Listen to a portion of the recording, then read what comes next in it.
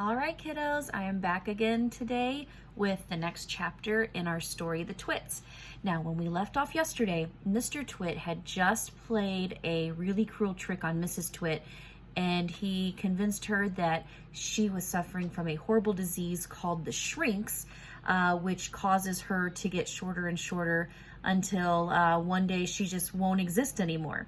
So he tells her that the only way that she can be cured from this disease is to be stretched. So when we left off yesterday, we had seen this picture to kind of give us an idea of what he might be talking about here. So Mr. Twit is going to attempt to cure Mrs. Twit from the shrinks. So this chapter is called Mrs. Twit Gets a Stretching. Mr. Twit led Mrs. Twit outdoors where he had everything ready for the great stretching. He had 100 balloons and lots of string. He had a glass cylinder for filling the balloons. He had fixed an iron ring into the ground. "Stand here," he said, pointing to the iron ring. He then tied Mrs. Twit's ankles to the ring. When he had done that, he began filling the balloons with gas. Each balloon was on a long string, and when it was filled with gas, it pulled on its string, trying to go up and up. Mr. Twit tied the ends of the strings to the top half of Mrs. Twit's body. Some he tied around her neck, others he tied under her arms, and some to her wrists, and even to her hair. Soon there were 50 colored balloons floating in the air above Mrs. Twit's head.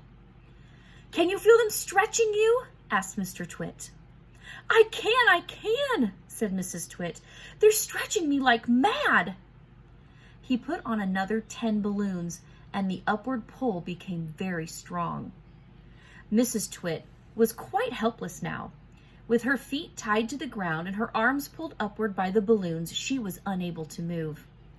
She was a prisoner, and Mr. Twit had intended to go away and leave her like that for a couple of days and nights to teach her a lesson. In fact, he was just about to leave when Mrs. Twit opened her big mouth and said something very silly.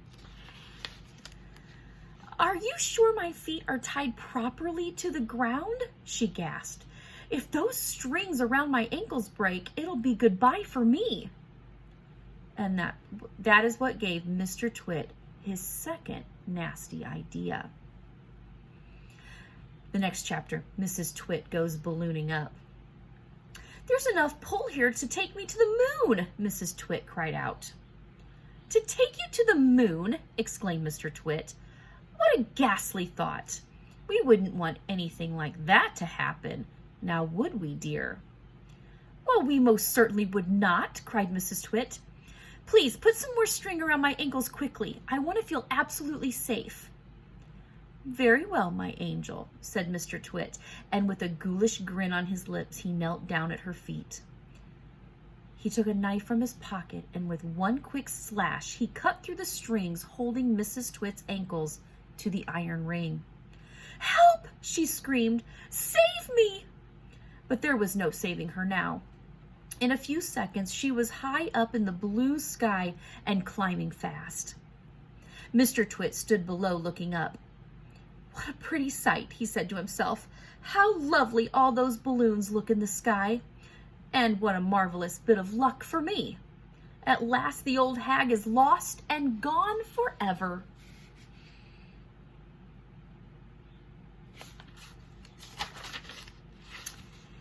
Mrs. Twit may have been ugly and she may have been beastly, but she was not stupid. High up there in the sky, she had a bright idea. "If I could get rid of some of these balloons," she said to herself, "I will stop going up and start to come down." So she began biting through the strings that held the balloons to her wrists and arms and neck and hair, and each time she bit through a string and let the balloon float away, the upward pull got less and less, and her rate of climb slowed down. When she had bitten through 20 strings, she stopped going up altogether. She just stayed still in the air. So she bit through one more string. And very, very slowly she began to float downward. Now it was a calm day with no wind at all. And because of this, Mrs. Twit had gone absolutely straight up. Now, as she started to come down, she was coming absolutely straight down. As she floated gently down, Mrs. Twit's coat billowed out like a parachute, showing her long knickers. Now it was a grand sight on a glorious day, and thousands of birds came flying in from miles around to stare at the extraordinary old woman in the sky.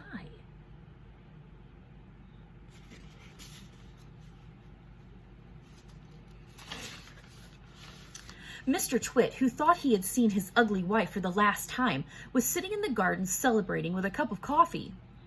Silently, Mrs. Twit came floating down. When she was about the height of the house above Mr. Twit, she suddenly called out at the top of her voice, "Here I come, you grisly old grunion! You rotten old turnip! You filthy old frumpet!" Well, Mr. Twit jumped as though he'd been stung by a giant wasp. He dropped his coffee cup and he looked up. He gasped. He gaped, he gurgled. A few choking sounds came out of his mouth. Oh, he said. "I'll get you for this," shouted Mrs. Twit. She was floating down right near the top of him. She was purple with rage and slashing the air with her long walking stick, which she had somehow managed to hang on to the whole time. "I'll swish you to a swazzle," she shouted. "I'll swash you to a swizzle. I'll gnash you to a nozzle." And before Mr. Twit had time to run away, this bundle of balloons and petticoats and the fiery fury of Mrs. Twit landed right on top of him, lashing out with her stick and cracking him all over his body. Here we see that things didn't end so well for Mr. Twit, as Mrs. Twit figured out how to get back down from her little trip up into the sky. Now, when we come back tomorrow, we're going to pick up with a chapter titled "The House, the Tree, and the Monkey Cage." And here's a little preview for you. Kind of see what the Twits' house looks like. Here we see the monkey cage. We see a big tall tree. So we'll find out tomorrow what happens. Bye, see you later.